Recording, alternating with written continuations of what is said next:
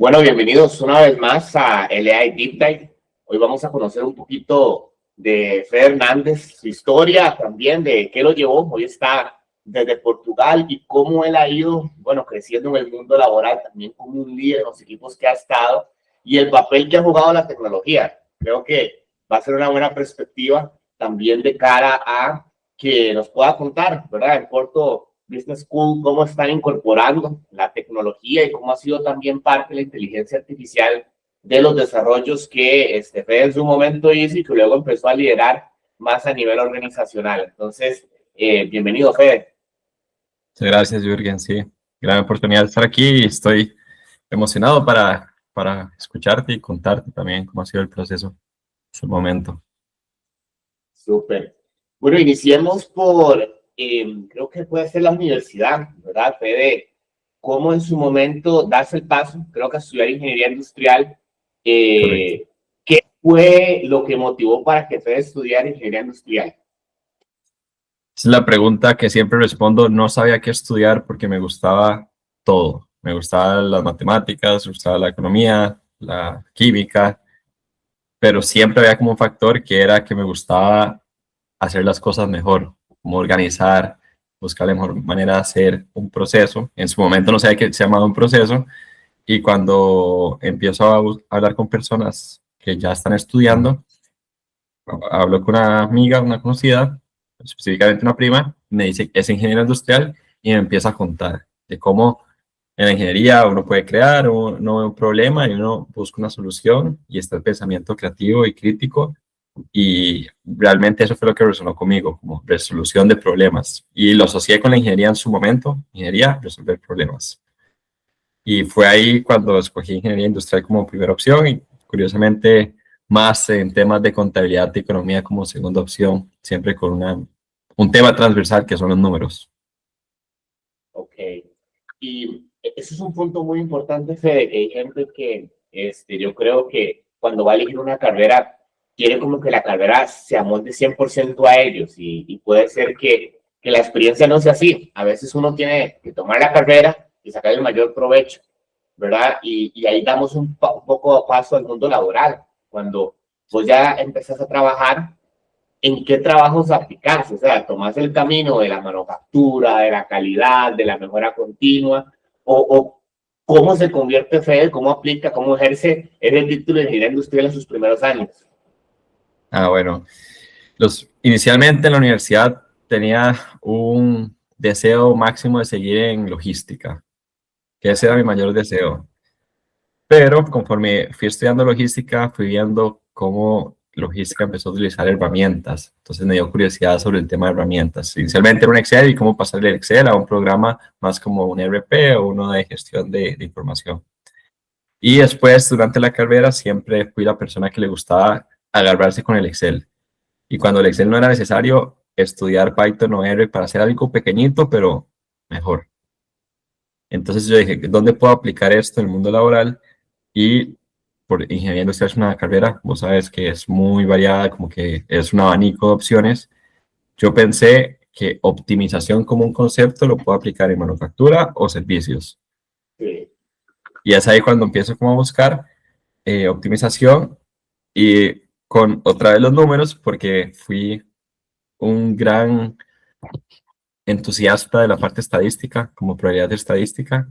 Y ahí cuando vi optimización, probabilidad estadística, encontré que datos era una sección como grande, con también muchos puestos de poder aplicar. Y es ahí cuando inició el mundo laboral en la parte de datos, cuando estábamos en el centro de excelencia. Súper.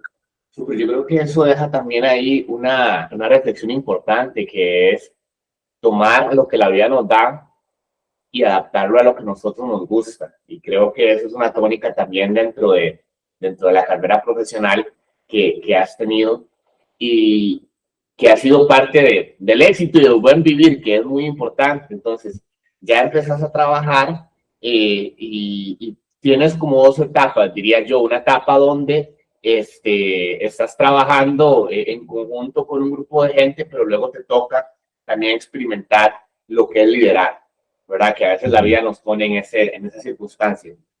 ¿Cómo le explicarías ese tema del liderazgo? ¿Cómo se puede liderar incluso desde el inicio, cuando uno no es el líder específicamente, ¿verdad? Uno forma parte de un equipo, y luego cómo se lidera cuando ya usted es el que realmente tiene que organizar a un equipo.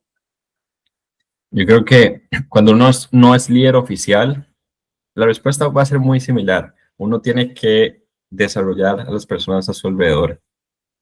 Entonces, si uno sabe una manera de hacer un proceso mejor, una herramienta que conoció, leyó un libro, escuchó un podcast, empezar a compartir y compartir, y pienso que podrías utilizar esto, eso me está sirviendo de esta manera, y proceder como a compartir y enseñar. Creo que uno se siente, resuena con un líder cuando piensa que lo está escuchando, cuando realmente este líder se interesa en uno. Y creo que la manera cuando uno es un líder es interesarse por las personas alrededor, compartir y empezar como a impulsar el progreso, no solo personal, sino de los demás. Y pienso que eso lo ven otras personas. Sí, que es actuar incluso antes de, porque el liderazgo va más allá, te decía, a veces a uno, incluso hoy que estás en la maestría, que ahorita podemos hablar un poquito de eso, vos puedes ejercer tu liderazgo y me imagino que lo haces, ¿verdad? Porque no hay que ser el líder de la clase, sino esos principios de ayudar a los demás, de mostrar un interés genuino en compartir el conocimiento, es algo que nadie nos limita a poder practicarlo. Entonces, ya cuando estabas en esa parte de compartir conocimiento, uno de los retos muy importantes cuando uno está como del lado técnico, del lado de negocio, es cómo comunicar esos datos. O sea, el gran reto desde un simple Excel hasta las visualizaciones. Entonces, está el FEDE, ¿verdad? Que colabora con sus compañeros y que comparte su conocimiento, pero también sería bueno entender cómo empezaste a experimentar eso, cómo hablar con la gente de negocio los datos para que te entiendan y ellos puedan tomar mejores decisiones. Claro. Mi estrategia la puedo comentar abiertamente. Tenía una libreta con el nombre de cada director o gerente con el que tenía que conversar. Y cada vez que iba a un foro, escuchaba las preguntas que hacía, como para entender qué tipo de información le gustaba. Y tenía nombre, qué información le gustaba y cómo, qué gráfico, qué número, si eran líneas, si era un documento de Excel, si era un documento, un correo, un PowerPoint. Entonces, como estar activamente escuchando. Y esa fue mi primera estrategia, como intentar ver la manera en la que ellos se comunican y esperan que no se comunique. Y una vez que tenía eso mapeado, empecé a hacer como experimentos. Entonces, voy a utilizar este tipo de presentación una semana. Vamos a ver la reacción. No aterrizo el mensaje que podemos cambiar. Y ir como moviendo, adaptando, hasta ver la manera que se comunica cada persona. Y ahí entra la complejidad. ¿Qué pasa si hay 4 personas diferentes en un mismo foro? Al final, cada sesión tiene que terminar con un accionable. Si no, solo perdimos tiempo. Estamos informando, puede haber sido un correo.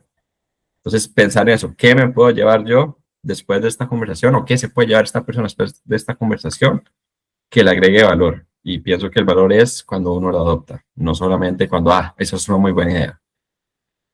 Súper, entonces hubo una estrategia ahí y creo que también eso es una llamada de atención porque yo siento que a veces nosotros pensamos que yo soy lo suficientemente bueno y voy a presentar y la gente va a ver la calidad de mis análisis y ya van a tomar acción. Y no, hay que empezar a trabajar en toda una parte de liderazgo, de comunicación, de estrategia para que el mensaje cale, ¿verdad? Entonces lo que decías de la libreta es muy interesante porque ya no es suerte, no va a ser suerte, ¿verdad?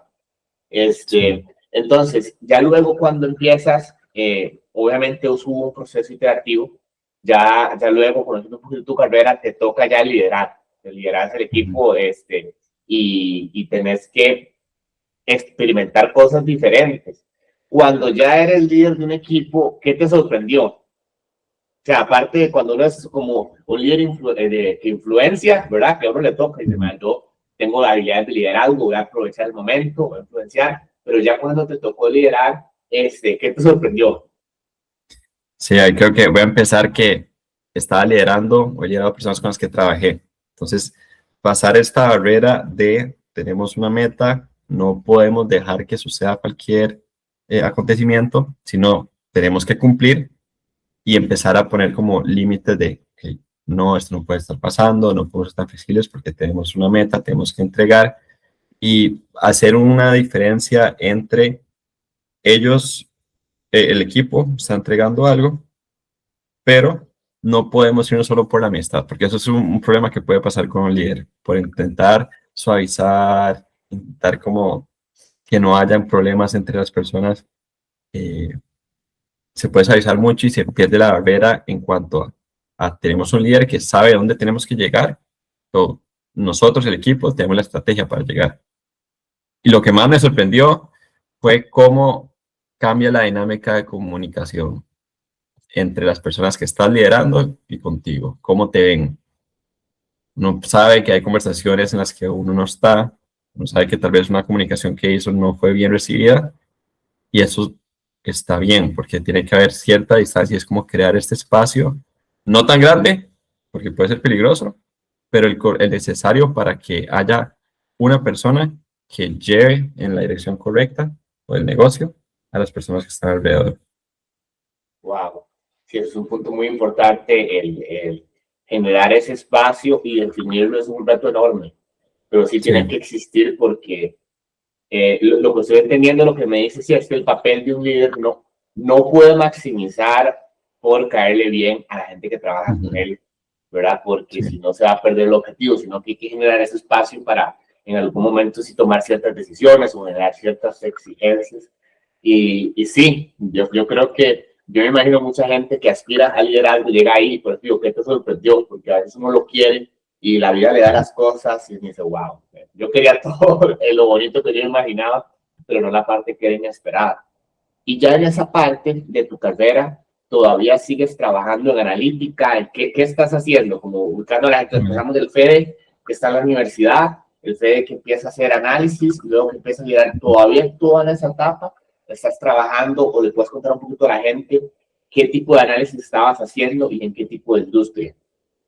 bueno, en ese momento la industria de consumo masivo, ahorita llegar a la industria que después brinqué, pero bueno, consumo masivo, pienso que todo va en temas del consumidor, porque al poner metas de ventas o procesos al final es para el consumidor, siempre tiene el consumidor como un objetivo, y análisis geográficos, análisis de comportamientos, de qué están llevando en su canasta, análisis de cómo es la satisfacción del cliente, y para eso está todo el conocimiento técnico que me imagino que ya has conversado en otras sesiones como SQL, Python, la nube, cuál es la mejor herramienta que tenemos que utilizar en el momento, tenemos los datos, la gobernancia. Entonces pienso que más allá de análisis es data como un conjunto y me atrevería a decir, esto fue hace unos años que ya inteligencia artificial existía ahí, nada más que no era tan conocido por el pueblo. Y después lo que hago es que al interesarme tanto como en los números, analítica, datos en la nube, brinco específicamente a una industria que es de ciberseguridad y de cloud computing de la nube. Okay. Entonces, veo que ahí me puedo desarrollar más y voy a tenerme ahí en caso que tengas. No, y está súper chiva porque eso también muestra, de hecho yo te lo comentaba en un mensaje, la Sí. virtud de la adaptabilidad, ¿verdad? Que yo creo que eso es un mensaje súper importante. A veces, si vos estás en data y data tiene una parte de tecnología y hay un pelito que se conecta a uno la actividad es poder agarrarse de ese pelito y no decir que es muy corto, sino decir, yo tengo Sí. los principios básicos. Entonces, pasemos por ahí, o sea, ¿qué lecciones aprendiste del consumo masivo que empezaste a Ujú. aplicar en este mundo? Para ir conociendo un poquito, nos puedes contar cómo llegaste ahí, pero ¿qué fue transferible en ese hilito de conocimiento entre el mundo de datos, el consumo masivo y lo que empezaste a hacer en esta otra compañía más allá de tecnología? Okay. Lo que aprendí es que hay mucha información, pero no siempre está definida la pregunta que queremos responder con la información. Y lo asocio con consumo masivo, es un tema más transaccional, más de volumen, hay muchísimos datos en muchos lugares, pero al final, ¿qué se hace con esos datos si no tienen una estrategia, un objetivo? Cuando entro a esta nueva industria, por supuesto, hay muchos datos, pero siempre la pregunta de ¿para qué estamos haciendo esto? ¿Por qué estamos haciendo esto? Puede sonar muy simple, pero muchas veces hay mucha ejecución sin un objetivo. Entonces, me lleva al consumo masivo la cantidad de datos a definirlo para poder tener verdaderamente una pregunta de negocio que vamos a responder. Y curiosamente, relacionado, la limpieza de datos termina siendo el proceso que toma más tiempo en una organización, porque no es un momento único, hay que hacer orquestarlo, una gobernanza de datos, hay que cambiar la cultura y las personas. Y consumo masivo, ciberseguridad, se repite y estoy seguro que en otras industrias la parte de limpieza de datos es un tema que siempre está. Y se habla muy poco y se ha sido un conocimiento necesario, es un conocimiento necesario, pero que es muy poco romántico, ¿verdad? El tema de saber que hay que limpiar los datos no están listos generalmente para poder usarlos, entonces, sin importar la industria, el tema de datos y su limpieza es súper relevante. Y luego en el tema de comunicación hubo un cambio, es decir, cuando estabas en consumo masivo tenías que hablar con gente generalmente de negocio. Tal vez Sí. si estás en un mundo tecnológico, hubo un cambio, empezar a hablar con gente de tecnología, ¿cómo hubo que ajustar? ¿Existía la libreta? ¿No existía la libreta? ¿Cómo ajustaste las técnicas de comunicación? Es una muy, muy buena pregunta, porque sí, el consumo masivo, personas de negocio conocían sus productos, yo conocía los productos porque los podía ver. Cuando entramos a tecnología, el producto suele ser algo intangible muchas veces. Es un flujo de trabajo, es un conector, un API, es un producto, un software, entonces es mucho más difícil tener una comunicación entre una persona que en este caso yo brinqué como hacer del negocio más bien y tenía que hablar con las personas técnicas, que es lo contrario a lo que estaba en consumo masivo, como persona técnica y hablaba con el negocio. Entonces mi estrategia fue pensar qué tipo de preguntas yo hubiera necesitado en la parte de analista o científico de datos. ¿Qué me gustaría que me preguntaran? Y empezar a ajustar mi vocabulario, ser más técnico. Y para esto identifiqué que tenía huecos técnicos. Entonces entra una parte como de qué necesito aprender para utilizar las palabras que los técnicos utilizan en el mundo de cloud computing y ciberseguridad para estar más consciente de comunicarme. Pero hacer de negocio también tengo que hablar con personas de negocio. Entonces ahí sí entró nuevamente la libreta. Cuando tenía que entrar con las personas de negocio, sí volví a hacer una libreta y empecé a estar activamente viendo y escuchando cómo ellos se comunicaban. Súper, súper, no, y eso, aquí todos, y yo tomo nota siempre que uno está aquí, escucha a alguien y la verdad es aprender, porque si no, pasa este fenómeno que es el que en mí mismo y en la gente que no escucha no quiere evitar, que es el no retar su forma de trabajar. Entonces, si uno escucha a alguien, uno dice, bueno, es que yo voy a la reunión nada más sabiendo que mi trabajo es de esta calidad, pero hay una planificación que se puede hacer y eso es lo que marca la diferencia.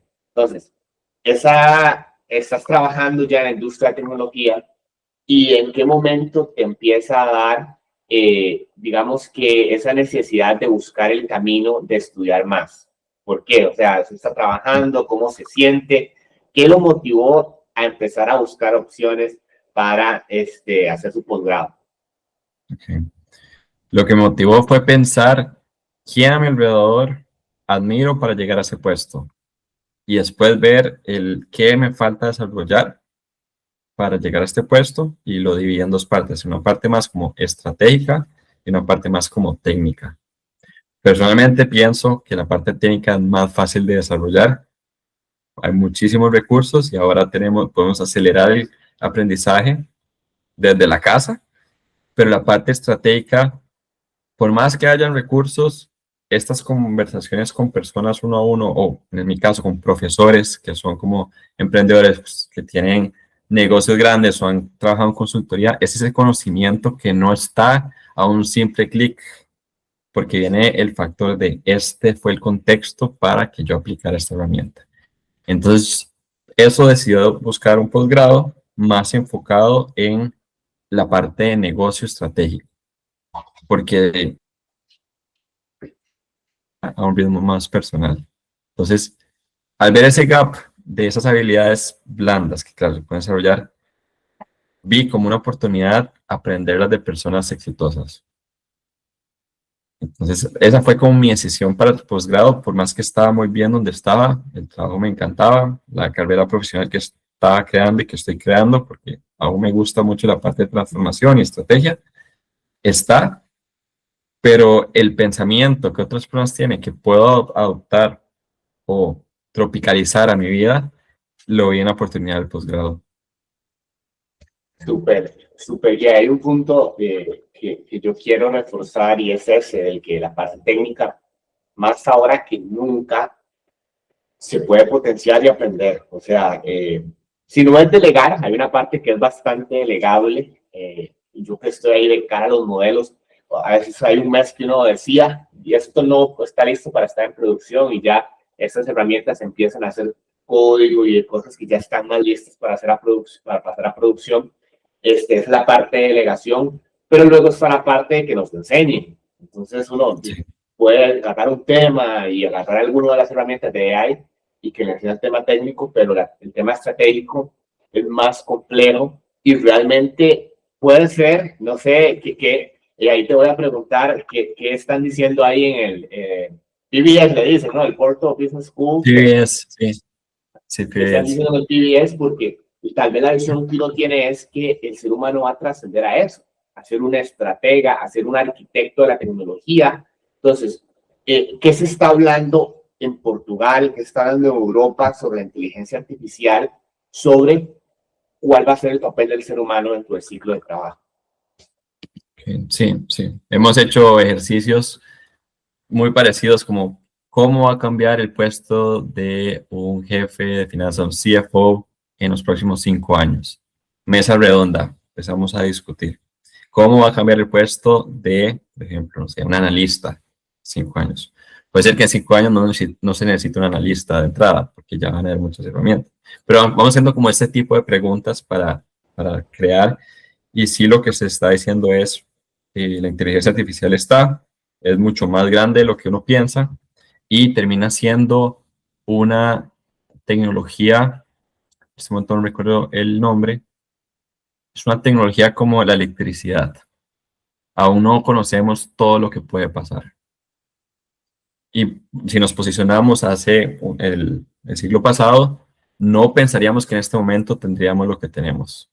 Las conexiones de Internet, las computadoras, la inteligencia artificial. Entonces, en este momento no sabemos la magnitud de la inteligencia artificial y tenemos que posicionarnos a utilizarlo como un acelerador, pero sin dejar de lado la parte estratégica y analítica, como que se habla mucho de este pensamiento analítico, que una herramienta hasta el momento no lo puede interpretar también, pero estamos a meses, años que sabemos que vamos a llegar a ese punto que la inteligencia artificial va a poder tomar decisiones más informadas. Entonces, si hay un reto muy grande como desarrollar liderazgo, desarrollar pensamiento crítico, pensamiento analítico, conexiones, y se habla mucho, curiosamente, de emprender, como que tenemos un abanico de herramientas de inteligencia artificial, montémonos antes a esta carrera, a esta ola, porque en 2, 3 años ya va a ser tarde para montarse. Entonces, la inteligencia artificial está aquí y hay que aprovecharla y hay que generar valor. Al final no es una palabra grande, es una palabra que ya hay personas y empresas que la están utilizando. ¿Y en cuál ola está montándose usted? ¿En la primera, que ya pasó hace 2 años o 3 años? ¿En la segunda, con esta vez atrasado? ¿O en la tercera, cuando ya todo el mundo lo está haciendo y no lo aprovechaste? Súper. Y es bueno tener esa perspectiva porque creo que de fijo tenemos que sacudir un poquito más las universidades, las empresas, para que cuando eso llegue, ¿verdad? O les llegue a ellos, porque tal vez en Latinoamérica lo que puede pasar en otros países es que ya ahora con la globalización y todo pasa un poco menos, pero uno sí siente que tal vez en países de Europa o en Estados Unidos hay un poquito más adelante, como que hay empresas que van a tomar más riesgos o escuelas de negocios, universidades que van a tomar más riesgos en el tema de incorporar esto dentro de su plan de estudios o conversarlo más abiertamente. Entonces, creo que de fijo mueve más ese escenario para las empresas, como que escuchen eso.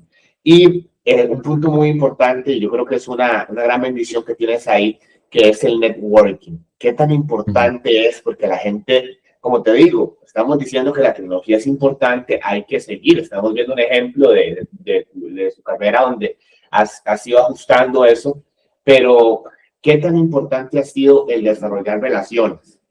¿Verdad? Dice uno, no, yo llego, pongo mi compu y me voy, o como cuando la gente dice la U, es que a mí no me gusta trabajar en equipo. ¿Qué tan importante ha sido desarrollar relaciones en tu carrera y cómo has aceptado y te ha llevado hasta donde estás hoy? Ok, sí. Pienso que esas relaciones desde la universidad, todo va como desde un punto de curiosidad, porque si uno intenta hacer networking solo para hacer networking y no realmente interesarse en lo que va a escuchar, se va a percibir y no va a crearse como una comunicación. Entonces, no sé, consejo número uno, ser curioso. Entonces, esta persona está trabajando en la industria de energía, no sé nada de la industria de energía. Voy a conversarle, hey, sé que estás trabajando en la parte de industria de energía, de manufactura, ¿cómo es un día a día? ¿Cómo es esa empresa? Preguntar, aprender. Creo que ese punto lo tuve desde la universidad y ha sido como un proceso para llegar a los diferentes cambios e inclusive para llegar aquí, no tener vergüenza de mandar un mensaje. Vi las personas que se graduaron hace unos años, les escribí, agendamos una llamada, me presenté, les hice preguntas, pero es como tomar esa iniciativa, ser curioso, hablar, y me ha llevado a donde estoy en este momento. Y se habla mucho de networking aquí. Creo que al final en un posgrado de un mundo más como de negocio, un valor agregado es el networking, las conexiones que uno hace.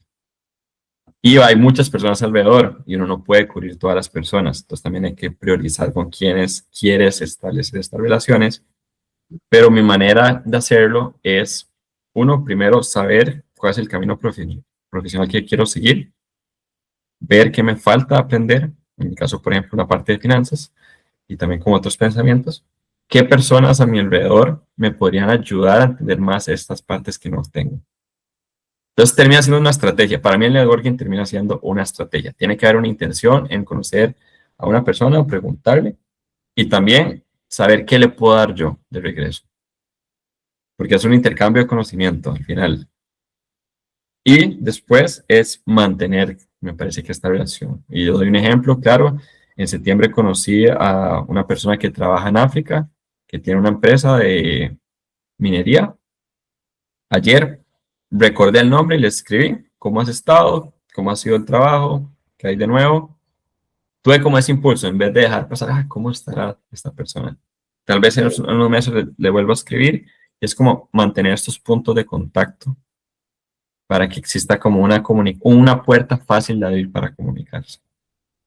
Wow, sí, y ojalá que esto cale, a mí me encanta y lo tomo para mí porque a veces también uno tiene ciertos principios, los deja, los vuelve a escuchar y los refuerza, y dice, no tengo que hacerlo, pero a mí me gustó eso último que dijiste, que es el impulso, ¿verdad? A veces uno, se recordó de un compañero de trabajo, de un buen jefe y un mensaje, uno va a ver cómo está, y creo que eso es algo que no nos enseñan, y nadie nos enseña, o nos enseñan ese networking que puede ser muy, no sé, diría uno, solo en el momento. Mira, yo voy, conozco a Fede, hacemos algo juntos, pero después de que eso pasó, nos olvidamos.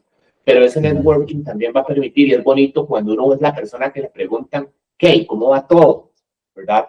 Y ahí parte de entender de que hay suficiente mar para todos y que si la marea sube, a todos nos va bien. Creo que eso es un tema súper importante. Entonces, llegas a Porto, ¿verdad? Y ha habido algún cambio cultural, ¿verdad? En Porto, ¿cómo has sentido? Y entre Costa Rica, bueno, estabas en Costa Rica, luego en una empresa, me imagino que hubo un contacto internacional, pero has visto como algún cambio, llegan más temprano, llegan a tiempo, hablan más directo, menos directo, ¿ha habido algún cambio ahí con la cultura de los portugueses?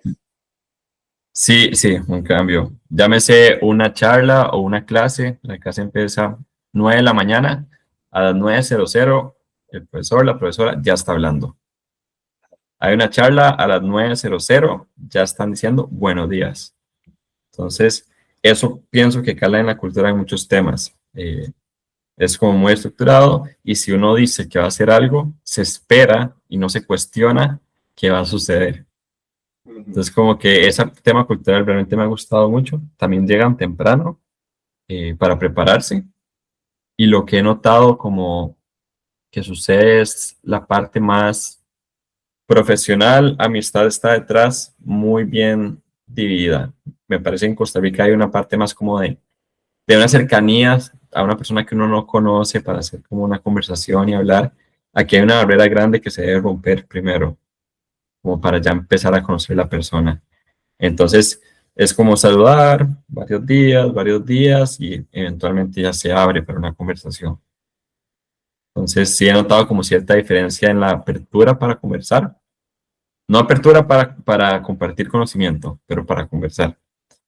Y en cómo sí es más, no, para dar una responsabilidad, pero si se dice que se va a hacer algo en un momento, alguna hora, se respeta y se espera y nunca se cuestiona si va a suceder. Entonces, llegar tarde se ve mal, pero si llegaste tarde ya te perdiste 3 minutos, 5 minutos porque no se espera a la persona. Súper. Sí, Daniel, eso es importante, tomar lo bueno y ojalá mezclarlo también con lo que tiene el costarricense, que eso es como la otra parte de la pregunta. ¿Qué has visto que como costarricense te ha servido allá, que te hace destacar? Usted dice, uy, me han piropeado esto, o de forma indirecta, yo sé que esto ha hecho que, pues, que haga más amigos, número uno, de una parte un poco más emocional, de una parte más estratégica de que me vaya mejor en el curso, que pueda presentar. ¿Qué has podido llevarte la cultura costarricense dentro de ese mundo intercultural que te hace destacar? Creo que un factor que sí me dicen muchas veces es que busco incluir a las personas. Como aquí, si una persona, por ejemplo, va a ir al cine, va al cine solo. No comunica con nadie como, hey, voy a ver al cine a hacer esta película. En mi caso, yo voy a ir a ver no sé, un museo. Entonces le digo a la gente, hey, voy a ir al museo el viernes a las 4, les gustaría ir, invitados. Tal vez no los conozco bien, tal vez sí los conozco bien, pero igual tengo la apertura de compartir lo que voy a hacer, invitar a acoger a las personas. Y pienso como que eso, como costarricense, me ha hecho destacar aquí, porque las personas llegan a verme como alguien al quien pueden hablarle, al quien pueden comentar planes, se sienten cómodos haciendo. E inclusive, si me pasó hace poco que una persona quería organizar un evento y me pidió, Fer, ¿podría organizarlo usted? Porque yo sé que usted le va a llegar a invitar a las personas y acogerlas en vez de hacerlo más como formal de mandar un correo o mandar un mensaje. Entonces, como este calor, llamemos, de comunidad, me ha ayudado a destacar socialmente, diría específicamente socialmente, y la parte ya como académica, pues, tendría siendo muy personal, pero el tema de hacer preguntas es lo que más me ha ayudado a destacar con los profesores y las notas, como tengo el pensamiento de la pregunta, la formulo, no tiene que estar al 100% en el momento y la disparo. No perder esa ventana de la pregunta.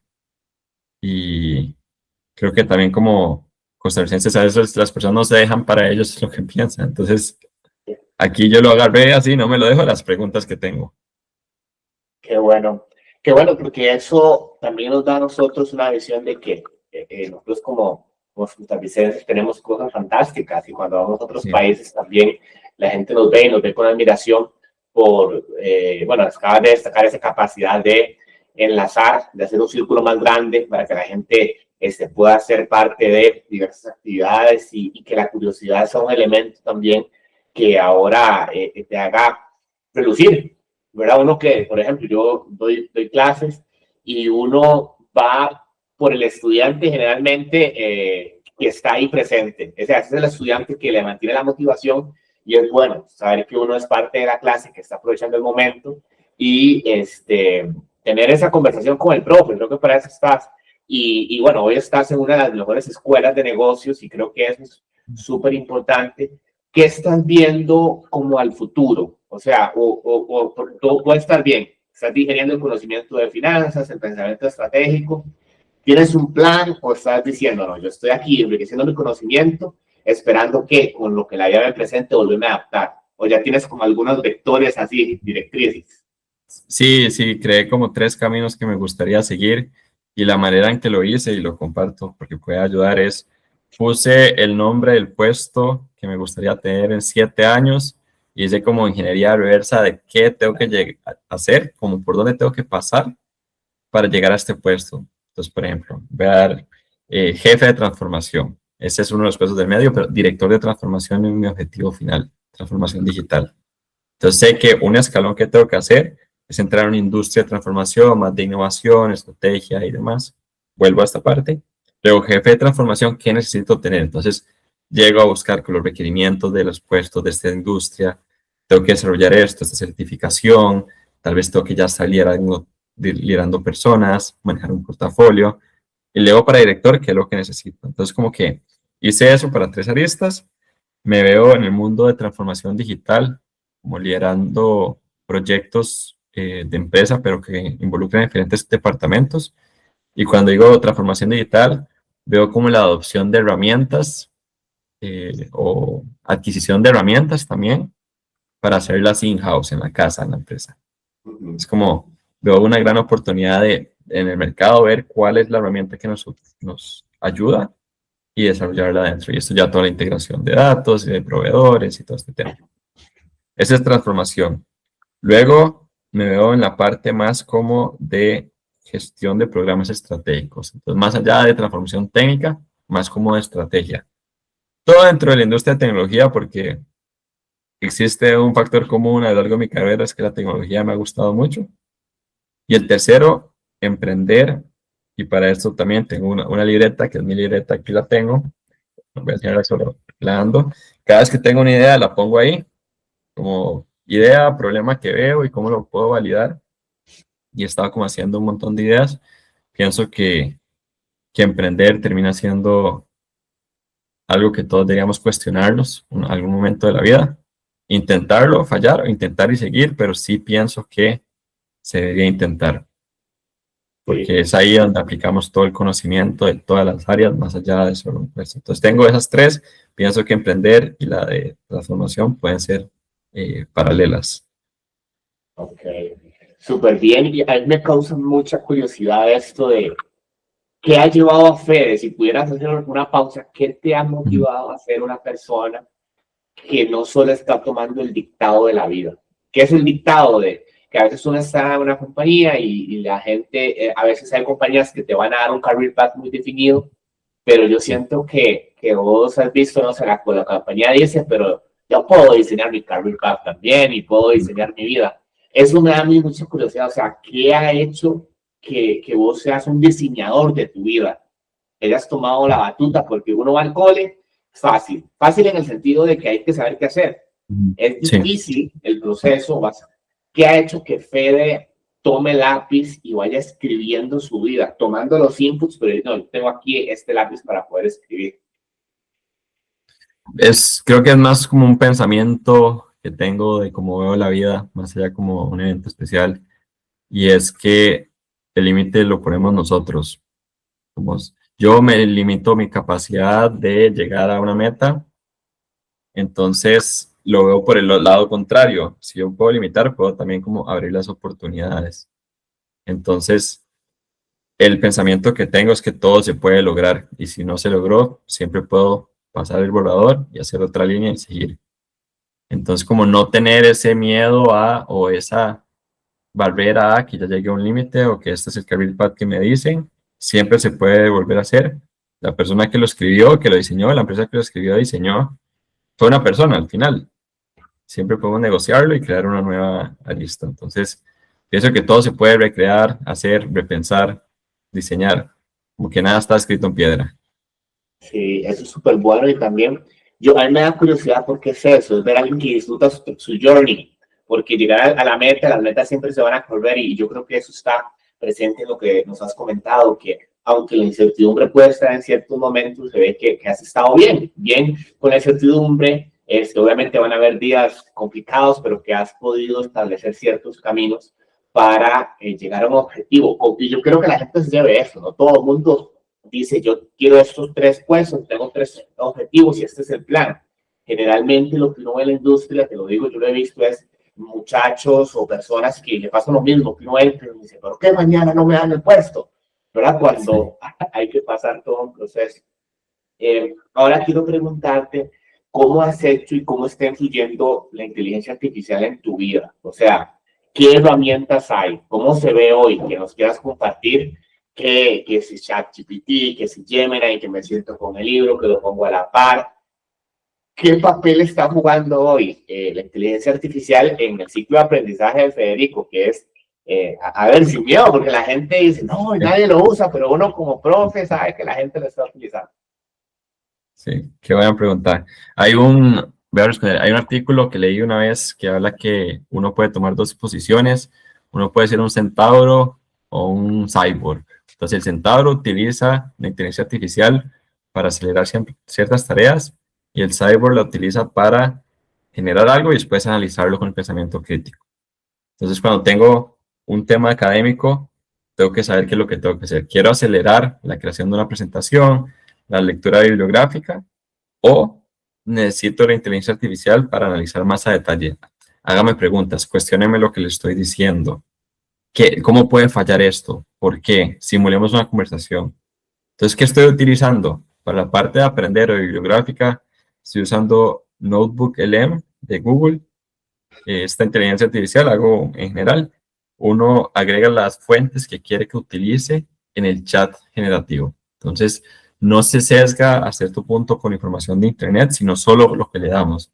Entonces, ¿qué hago? Hago mi revisión bibliográfica, descargo los documentos PDFs, los acomodo leyendo como el resumen, el abstracto. Ok, este me funciona, este tal vez no me funciona. Hago una lista y esto lo pongo en Notebook LM. Y ahí empiezo a tener una conversación. Entonces, así lo he estado utilizando en revisión bibliográfica. Para prepararme para exámenes es lo mismo. Agrego toda la bibliografía, las presentaciones y en Notebook LM le pido que funcione como un profesor. Me hace quizzes, me hace exámenes, me hace tarjetas para practicar. Entonces, palabra, ¿cuál es la definición? Intento recordar, le digo en voz alta y me dice qué es. Entonces, acelerador para aprender el mundo académico y el mundo, creo que de investigación. Notebook LM en este momento está muy bueno, muy fuerte. Hacer presentaciones, Gamma lo utilizo, hacer presentaciones de PowerPoint, reduce esta barrera de empezar una presentación, que necesita obviamente la parte de prompting, generar el prompt. Entonces hay que darle cabeza, por supuesto, pero para crear el prompt muchas veces utilizo ChatGPT para que me ayude a hacerlo. Entonces, tengo mi documento, mi investigación, ChatGPT, hágame un prompt para que vaya a Gamma. Exportar a Gamma, Google Slides y solamente edito. Entonces, acelerar como esas tareas que no demuestran si conozco el tema o no, pero me consumirían tiempo que realmente puedo utilizar para darle el pensamiento, preparar la presentación, cuestionar lo que hice. Entonces, es mi acelerador de esas tareas administrativas en este momento académico, sí. Súper, ¿no? Y ojalá la gente haga una reflexión y explore Notebook LM, porque es una herramienta tan poderosa y que no suena tanto justo sentar en ningún tema de definición política, pero en Costa Rica estamos en elecciones, entonces hay mucho material y uno no tiene tiempo. Y yo lo he utilizado, yo he agarrado, por ejemplo, ayer agarré el informe del Estado de la Nación, que eran como 5 PDF, se lo metí y le dije, hágame un podcast para escucharlo y lo escuché. O por ejemplo, si hay algún libro o algún artículo de arquitectura de agentes o alguna cosa y yo sé que no tengo el tiempo para leerlo, lo coloco ahí y me genera el podcast. Yo soy muy consumidor del audio porque sí, uno pasa mucho trabajando, entonces en lo que va al gimnasio, en lo que va a caminar, uno puede ir escuchando. Entonces Notebook LM es famoso para generar eso, famoso en el sentido de que es muy bueno, pero lo que dice Fede es muy importante, ojalá la gente lo vea, en poner la bibliografía, en hacerle preguntas, hace presentaciones, hace quizzes, ¿verdad? Entonces hace que el conocimiento realmente se interiorice. Y los infográficos, bueno, ahora que también tiene Nano Banana Pro, justo hace poco, igual, sin ningún color, tomé la conversación de unos amigos, estamos hablando de política, la metí ahí y les dije, bueno, maes, esta es una conclusión del foro. Entonces qué interesante. ¿Y qué has utilizado entonces Gamma para generar presentaciones o para generar, romper esa barrera de querer iniciar a partir de una idea? Creo que es un uso muy responsable. Bueno, y creo que para ir finalizando, entonces, el AI ya forma parte de tu aprendizaje. ¿Cómo está haciendo el PBS que nos puedas contar para que los estudiantes utilicen bien el AI? Eso me da curiosidad. O sea, si los exámenes han cambiado, ¿cómo los están haciendo? Bueno, hablemos de exámenes, son a papel, lápiz, nos volvemos a ese punto y se permite llevar una hoja con toda la información. Esa hoja la pueden crear, un resumen con AI, pero al final en el papel está la parte de pensamiento. Y lo que están haciendo es que, por ejemplo, veamos una pregunta verdadero o falso. Seleccionas verdadero o falso y tienes que justificar por qué es verdadero o por qué es falso. Entonces, más allá de solamente seleccionar, está la parte de realmente conocemos la información o no. En cuanto a las designaciones, se sabe que AI se utiliza, no es un tema tabú, y más bien se promueve utilizarlo para acelerar, pero el profesor con su conocimiento va a retar lo que uno le entrega. Y lo que están haciendo es de que piden documentos cortos, 1 página, 2 páginas para un análisis o una investigación, 3 páginas máximo. Lo limita muchísimo con secciones específicas. Y así es mucho más fácil, pienso, revisar si fue creado por inteligencia artificial. Es menos texto, no viendo las palabras, si hay como una línea conductora o no. Y lo otro es las fuentes. Entonces siempre se piden fuentes. Porque sabemos que uno habla en ChatGPT, a veces existen fuentes que no existen. Son páginas que no están. Entonces es como por este lado que se ha utilizado mucho. Se promueve que se utilice, pero siguiendo como requisitos específicos de cómo hacer un entregable o qué tiene que incluir un entregable. Y pienso que eso agiliza a los profesores para revisarlo y para identificar si la historia del entregable o el quiz o la tarea tiene sentido o no. Y lo último, se pide siempre el prompt que se hizo en ChatGPT y cómo se utilizó. Entonces, es abierto, úsenlo, pero compártame su conversación con ChatGPT o con Perplexity o con Gemini. Entonces, Wow. Sí, y yo sí, creo que para vos ya es normal escuchar todo estas, pero para mí no, o sea, yo, wow, qué decisiones más sencillas y qué impactantes. Entonces, sí. compártame el prompt, que lo hagan, porque ahorita la cantidad, antes era mal, que agarró y hizo un informe larguísimo, es porque se sentó a escribir un montón. Ahora, la cantidad es muy fácil con el AI generativa, entonces, un informe más corto, ¿verdad? Y también pasar un poquito a mano y justificar. También parte, espero yo, y creo así, de que PBS es una buena escuela. Entonces, no es que todo el mundo lo está haciendo así. Y te pregunto, ¿ellos lo han implementado y vos crees que ha sido efectivo para tu aprendizaje? Yo pienso que he aprendido más de lo que hubiera aprendido en la universidad en poco tiempo, porque estoy en clases, se menciona un tema, por ejemplo, no sé, vamos a ver si puedo la parte de Venture Capital, que tal vez no conozco mucho esta parte, como de las pymes que consiguen de una empresa el presupuesto y lo utilizan en una transferencia de conocimiento. Tal vez un tema que no conocía, estoy en clase, lo menciona, tengo Perplexity al lado, explíqueme Venture Capital en 5 líneas, listo, ya estoy siguiendo con la clase. Entonces, lo he utilizado para ayudarme a entender los conceptos y a veces le pido, hago una analogía, ¿cómo lo entendería en español? ¿Qué sería esto en esta industria? Entonces, me ha ayudado a abrir una palabra, abrir una oración en muchos caminos y todo gira y creo que es un consejo que le da a todo el mundo, sea curioso. O sea, sea curioso, sea creativo con sus prompts, pruebe, experimente tus prompts de AI y en la parte académica, si no lo está utilizando, más bien se está perdiendo más conocimiento. Sí, sí. Bueno, ahí está anotado y creo que la gente tiene que llevarse eso muy puro. Yo sé, cada vez que yo me reúno con alguien para conversar y yo escucho cómo la persona condensa su sabiduría y yo sé lo importante que es, porque a veces uno escucha nada más esas conversaciones y uno dice, ah, no, es un consejo pasajero, pero si hoy se está mencionando que es importante para aprender y que tiene un impacto, creo que incluso para mí, yo digo, bueno, pues vamos a reforzar, vamos a atravesar NoVocalN un poquito más, si escucho un término, perplexity, y retar el hecho de cómo yo puedo entender los conceptos y los principios fundamentales.